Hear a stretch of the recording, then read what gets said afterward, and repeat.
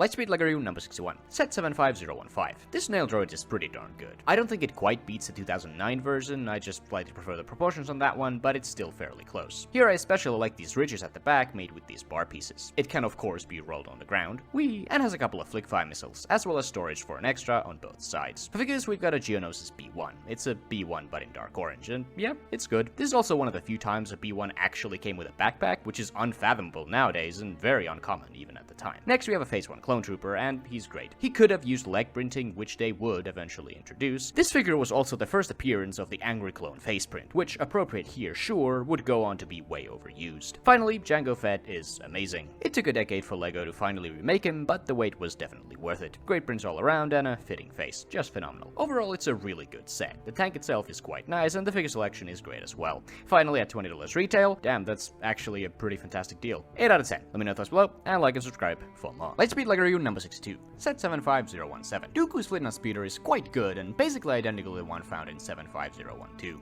I appreciate the consistency. You can have Dooku ride it, and that's about it.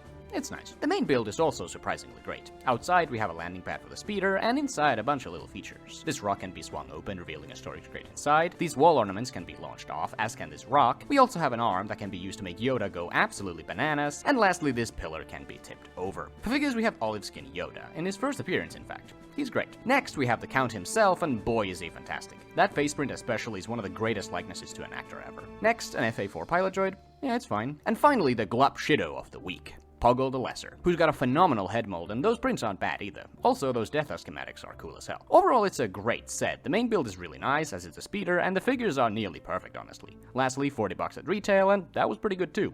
9 out of 10.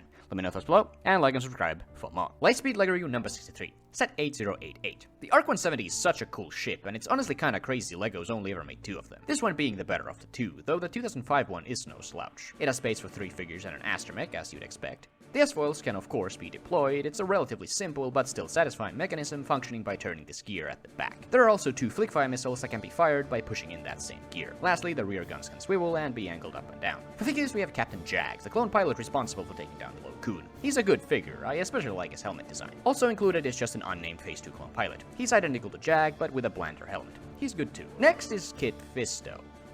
He's a fantastic figure, don't get me wrong, but Plo Koon would have made more sense, right? Finally, R4P44, who's also great, but was seen during the Battle of Utapau, in which Jag did not participate, so a bit of a non-inclusion. Overall though, it's a phenomenal set. The build is really clean, and the figures, even with the strange inclusions, are still very, very good. Lastly, $60 at retail, and it was fine. 9 out of 10. Let me know your thoughts below, and like and subscribe for more. Lightspeed LEGO review number 64, set 75016. This homing spider droid is actually pretty great, but it does have one fairly significant flaw. It's the flimsy legs. Like, why did they use frictionless pins for all the connection points? It just makes posing this thing kind of a nightmare. At least they fixed that for the re-release a few years later. For other features, you can rotate its eye a full 360, the bottom cannon can be angled up and down a bit, and the top cannon doubles as a flick-fire missile. Included is also a dwarf spider droid. It's the design LEGO's been using since forever, and it's fine. For figures, we have 2 super battle droids, and they're super battle droids. They're also fine. Next, a Phase 1 Clone Trooper, lacking the Avenger leg print, but great otherwise. And lastly, Stas Ali, a gorgeous minifig with a beautiful mold for the fleshy head tendrils. That's what Wikipedia calls them. Lovely. Overall, it's a darn good set. The build is really good, with the exception of the fortunately very easily fixable flaw with the legs, and the figures are really good too, Stas Ali being the highlight of course. Oh, and the dwarf spider droid is there too. Finally, $30 at retail, and frankly, it wasn't bad at all. 8 out of 10. Let me know your thoughts below, and like and subscribe for more. Lightspeed LEGO number 65, set 7915. What a strange little set this is. Like, why an Imperial viewing? I do like it though. Unfortunately, it has a really bland cockpit with no suggestion of any kind of controls, and there's not even a full socket for the astromech, instead just a spot for the head. Which, that honestly isn't that big a deal. This isn't the first or last time LEGO's done this. The wings can be switched between flight and landed mode. This is not actually how they work canonically, but for a toy, this is fine. For figures, we have an Imperial weaving pilot, basically if a Shadow Trooper and a Phase 2 pilot had a baby. It's cool. And the astromech is R2Q2. One of my favorite LEGO astromechs. I really like the black and silver color scheme. Overall, it's a good set. The build is pretty cool, if a bit lacking in some aspects, and the figures are even cooler, and not lacking. Finally, at $20, that feels okay. 7 out of 10. Let me know your thoughts below, and like and subscribe for more. Lightspeed LEGO review number 66. Set 75378. This is a really nice BARC speeder, but just like most of the LEGO speeders, it's way too damn big. Also, I much prefer the way the control sticks were done on, for example, the Fire First Battle Pack one. The sidecar also felt slightly elongated to me, but on further research, it's actually pretty accurate in comparison with the oversized speeder. The speeder also has a couple of stud shooters. Then we have this, and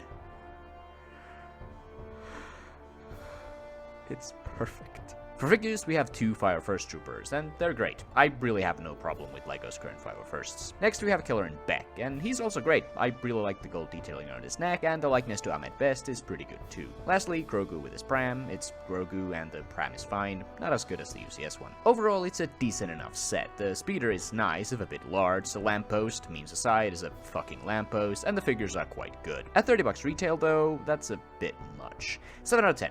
Let me know thoughts below, and like and subscribe for more. Lightspeed LEGO review number 67. Set 75040. I love this set. It was one of those sets that got me really excited when it was released because I always wanted the 2005 one. Now Boga is unfortunately missing here, and I really hope we see her again someday. This set also includes one of my favorite prints ever with this transparent dark pink round tile. The bike has a clip for Grievous' blaster behind his seat, and on the opposite side with the cannons we have a semi-hidden Flick-Fire missile. Its legs are attached with ball joints, making them very poseable, and they can be folded back to switch the bike into bike mode. There's even a handy handle at the back for easier rolling. For figures, we have Episode 3 Obi-Wan, not with his lightsaber, but an electro staff. He's a good figure, though the print on his legs could have used a bit more paint. And then the main man himself, General Grievous, an absolutely gorgeous minifig. The head, the torso, the arms, the legs, just perfection. One of the best LEGO Star Wars figures of all time. Overall, like I said, I love this set. The wheel bike is great, as are the figures, especially Grievous, and at $25 retail, good deal.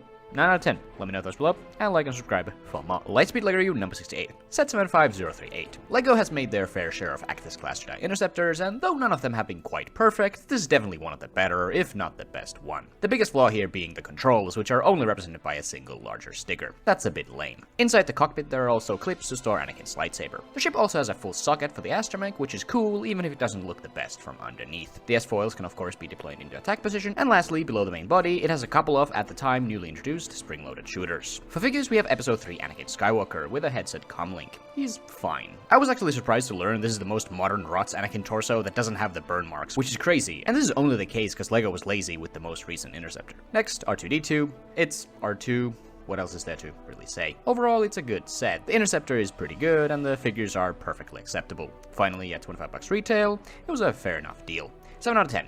Let me know thoughts below, and like and subscribe for more. Lightspeed LEGO review number 69. Set 7929. For a set called the Battle of Naboo, what you get is not much of a battle. To justify that name, we definitely would have needed more, at least for the Gungans. But I'm not gonna critique a set for its name, and instead for what you get. And the build, the droid carrier, is pretty good, and captures the look of the real thing fairly well. It has plenty of room for the two pilots, and the removable carrier section has enough space for all included battle droids and their weapons. The two platforms can also be detached for even easier access. For figures, we have 8 B1 battle droids, and if nothing else, then at the very least, this set was great for droid army building. They are still just plain B1s though. Next up, we got 2 B1 pilots, a bit more interesting than the regular guys, but again, they're still just battle droids. Thirdly, a Gungan warrior, and he's quite fantastic. The head mold for Gungans has always been amazing, and I also particularly like these purple shields. Lastly, the main Gungan himself, Jar Jar Binks. He's good too, again, love that head mold. Overall, it's a decent set. Based on a name, I would have liked to get more stuff, but what you do get isn't bad. The build is fine, and the figures, while mostly droids, are very appropriate. Finally, at $25 retail, that was okay. 6 out of 10. Let me know your thoughts below, and like and subscribe for more. Lightspeed LEGO review number 70. Set 75183. This build is actually really fun and packed with a bunch of great play features. The main feature, of course, being the turntable with which you can simulate most of Vader's transformation by simply rotating this gear. To finish off his transformation, you can also use this arm to place on his iconic helmet. I love this. It's so satisfying and works surprisingly well. And after his transformation is finished, you can push in the turning gear to make him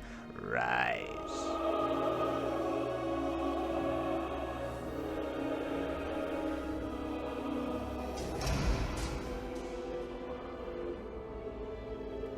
On the edge of the platform are also a couple of levers to knock down some of the droids when Vader learns about the fate of his beloved Padme. One of those droids is also attached to an assembly with some clips on it for equipment, in this case a couple of lightsabers. Speaking of droids, 3 of which are included, my favorite being the Surgical Assistant Droid. It's just a great build. The Medical Assistant Droid is not bad either, though the 3-legged look could have been done a bit better. The third droid is just a good old probe, the least interesting of the 3, but still fine. For actual figures, we got Battle Damage Anakin. He's pretty good, but he definitely would have benefited from dual-molded legs, and the print on his torso is a tad lacking lacking in opacity. Next we have Darth Vader, basically the most modern version, but lacking the arm print, which wouldn't surface for a couple more years. He's also using the same head as battle damage Anakin, which makes sense. Lastly we have Sheev Palpatine, the Emperor himself, with a lightsaber this time, which we rarely see. Palpatine has only really seen 2 notable changes within like the last decade, to both of which I'm quite frankly indifferent to, so in my opinion he holds up pretty well here. Overall, it's a cute little playset. The features are fun, the droids are pretty great, and the figures are good too. Finally, at $25 retail, it was a fair enough deal. 8 out of 10. Let me know your thoughts below, and like and subscribe for more.